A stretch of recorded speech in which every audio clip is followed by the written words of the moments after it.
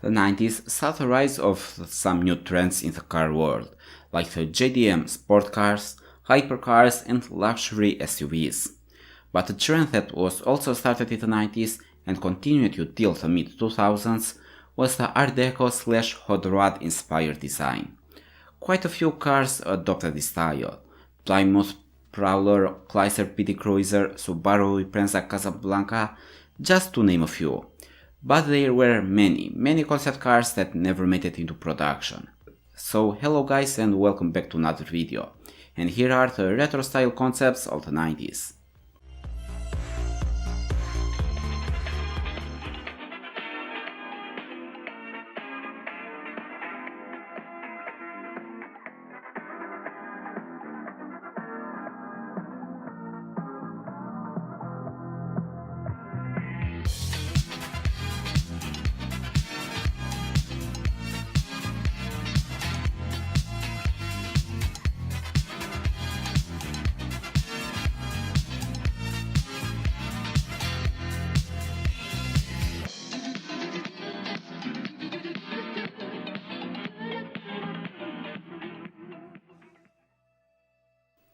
The old fashion always comes back, and so does the car design. In the mid-late 80s and in the early 90s, the Art Deco style and later on the rock and roll style was very popular. And like every trend, this also affected the car industry. Now, car designers have always taken inspiration from the old designs, like Duesenberg Model D, the 1985 Cadillac Cimarron concept, Studs Black Hawk, and of course all the kit cars, inspired from the pre-Second World War. The cheap nostalgia is the main reason for these designs, and cars like Fiat Cinquecento, Mini Cooper or even the Nissan Figaro are the best examples. Personally, I'm not a big fan of this design, of this thing, especially where these cars carry the names of old legendary cars. But while before were just a few examples, in the 90s and 2000s, all the manufacturers started designing retro-style cars. One of the first cars that adopted this style was the 1991 Chrysler 300. The 300 was a very interesting car, and was built as a halo car for the Chryslers of the 90s. It's obvious that the curvy lines, the long hood and the suicide doors were inspired from the cars of the 30s and 40s. Since this was a concept halo car, Chrysler put its best on it. The 300 was basically a Dodge Viper underneath, but was highly modified, so the car could accommodate the rear seats.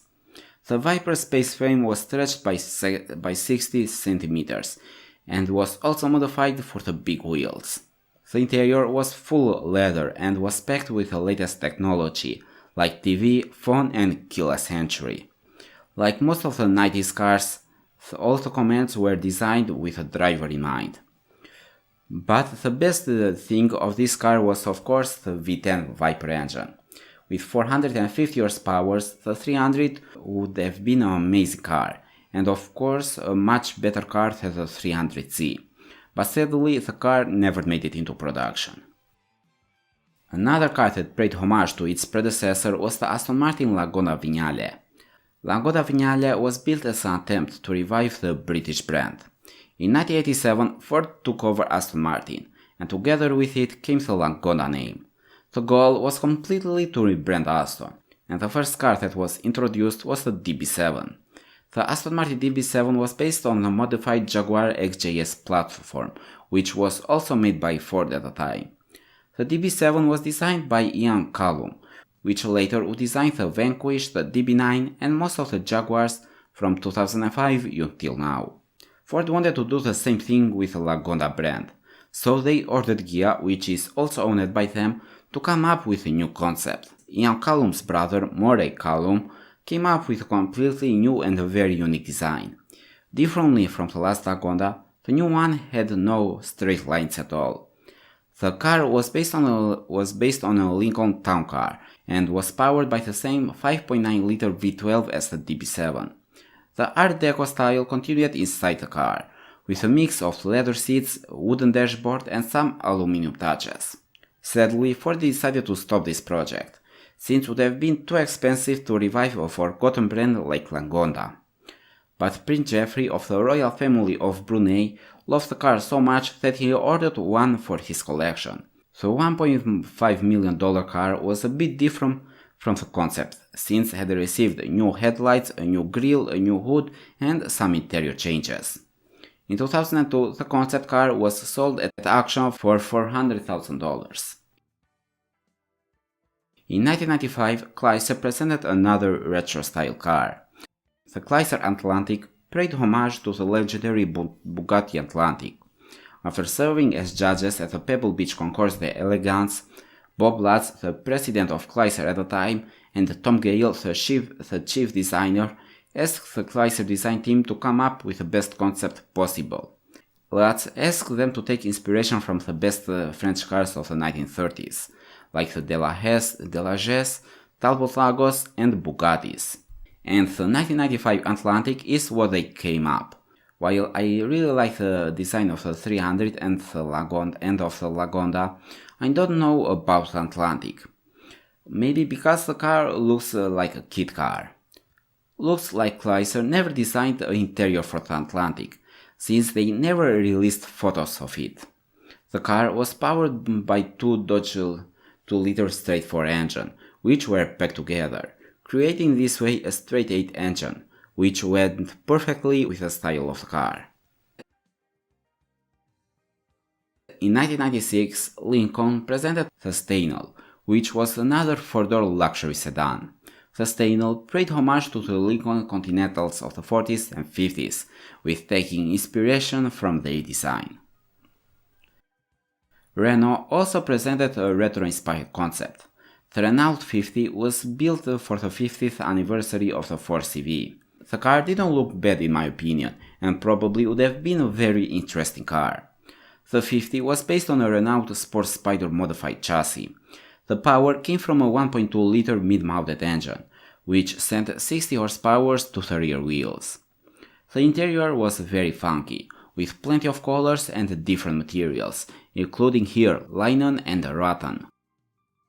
At the 1997 Detroit Motor Show, Chrysler presented another retro-style car, and yet again they pushed the limits even further.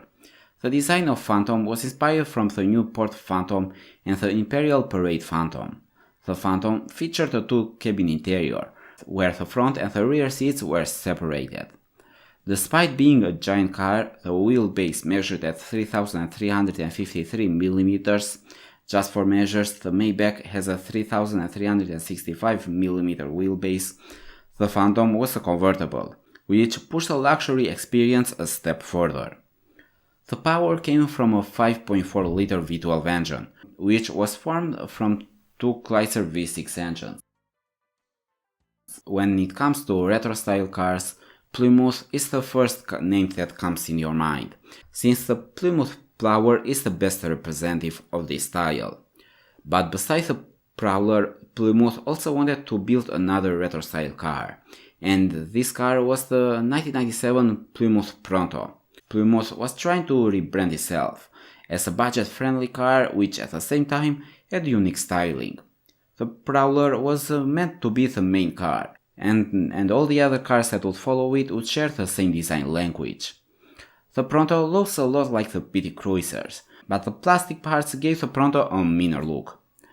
The panels of the car were made out of colored plastic, something that reduced the cost of manufacturing and eliminated the painting process. The Pronto played a big part of the design of the PT Cruiser. 1 year later, Chrysler presented the Pronto Cruiser, which in 2001 became the PT. At the 1999 Detroit Motor Show were presented 3 new retro-style concepts. One of these concepts was the Pontiac GTO. The style was inspired from the GTOs of the 60s and 70s, a move that Dodge and Chevy would follow later. In true 90s style, the car had a very simplistic design, dominated by the sharp edges. With some minor design changes, the 1999 GTO would have been a very interesting car, and a much better choice than the rebadged Holden Monaro. I have nothing against Holden, I just hate rebadging. Dodge presented the Power Wagon, which paid homage to the Dodge pickups of the 40s. At 1.9 meters high, the Power Wagon was a full 7 centimeters taller than the production Ram. Like the 1940s predecessor, the Power Wagon included bumpers, fenders and running boards that were separated from the body. But the most interesting part of the Power Wagon was the engine, a 7.2-liter straight-six turbo diesel with 250 horsepower and 780 pound-foot of torque.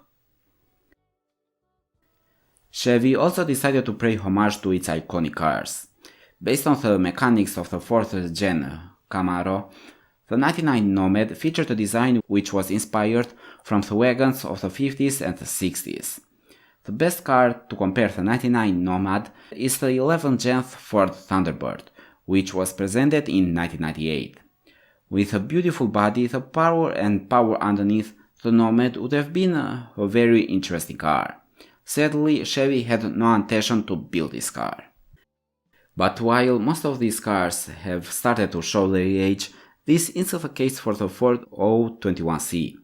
Designed by the industrial designer Mark Newson, the O21C featured a simple and very futuristic design. Both on the exterior and the interior of the car, the round corners dominated the design. Some of the most unique features of the O21C were the suicide doors, the slide-out boot, the flat floor, and the swivel seats for easy entry. Also, the neon colors make the car to look even better. So guys, thank you for watching. See you next time.